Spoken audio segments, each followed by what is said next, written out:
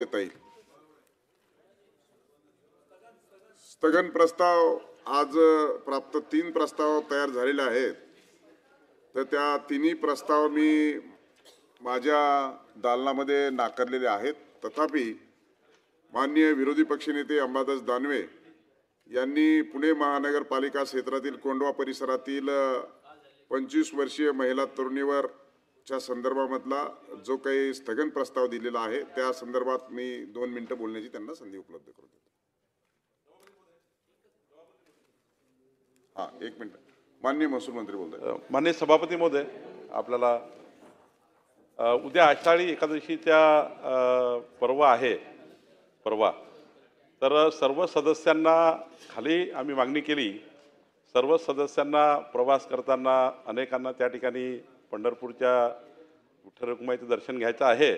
माझी विनंती आपल्याला राहणार आहे की आज जर सभागृह 3 वाजेपर्यंत जर संपवलं तर सर्वांना जाण्यासाठी सोपं होईल। खालच्याही सभागृहात विनंती मान्य केली आहे अध्यक्षांनी, आपणही विनंती मान्य करावी। विरोधी पक्ष सभापती महोदय, सातत्यानं आपण लाडकी बहीण वगैरे वेगवेगळे विषय बोलतो, परंतु आज विरोधी पक्षनेते ठराव आहे, त्यामुळे आपलं आपण काय करू, लक्षवेधी प्रश्नोत्तर झाले की माझं विरोधी पक्षाचा प्रस्ताव मी मांडतो, मग संपवतो। हां, नाही सगळ्यांचं घ्या, काय प्रॉब्लेम। ज्यांना जायचं त्यांना जाऊ द्या।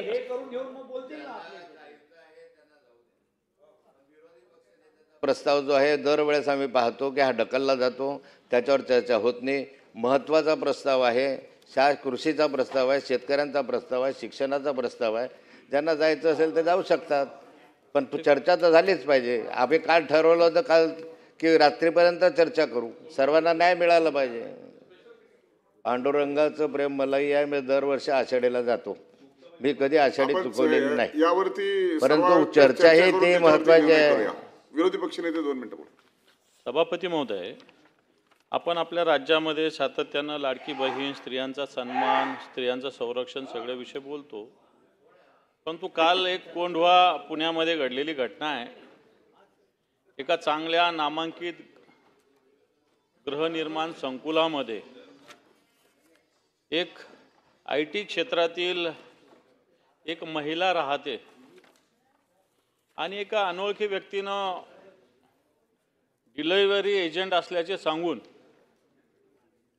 खरं तर त्या व्यक्तीला काही प्रवेश दिला नव्हता त्या संकुलात, परंतु त्यांनी कुरिअरचं नाव सांगून त्या संकुलात प्रवेश मिळवला।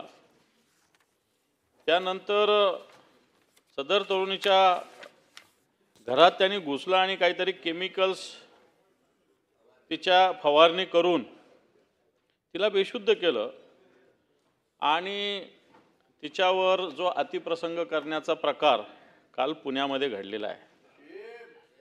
आता माननीय गृहमंत्री नेहमी सांगत असतात, ओळखीचे लोकांकडून अशा घटना होतात, परंतु अनोळखी व्यक्ती घुसून अशा पद्धतीनं जर घटना होत असतील तर मला असं वाटतं या महाराष्ट्राला त्या काही भूषणावं नाही आहे।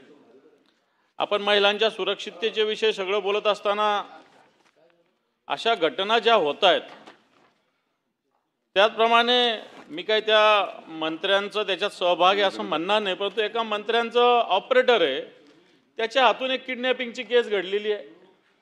एक ऑपरेटर असल्याला मी याच्यात मंत्र्यांशी संबंध नाही लावणार, परंतु ही हिंमत का होते की जो व्यक्ती मंत्र्यांकडे नोकरी करतो अशा पद्धतीनं घटना करत असेल। परंतु सगळ्यात महत्त्वाचं कोंढव्यामध्ये जी घटना घडलेली आहे ती दुर्दैवी आहे आणि याच्यामुळं महिलांमध्ये भीतीचं वातावरण निर्माण झालेलं आहे आणि महिलांच्या सुरक्षिततेचा प्रश्न पुन्हा या महाराष्ट्रात निर्माण झालेला आहे।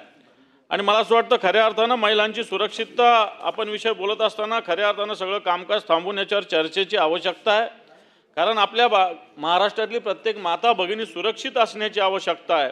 आणि म्हणून त्या निमित्तानं मी आपल्याकडं हा 289 अन्वय सूचना केलेली होती। आपण ती मान्य जरी नसेल केली तरी मला वाटतं सरकारने या या संदर्भात चर्चा करण्याची आवश्यकता होती, परंतु आपण या संदर्भात सरकारला निर्देश द्यावेत. शासनाने या संदर्भामध्ये निवेदन करावे. लक्षवेधी क्रमांक 1 विक्रांत पाटील.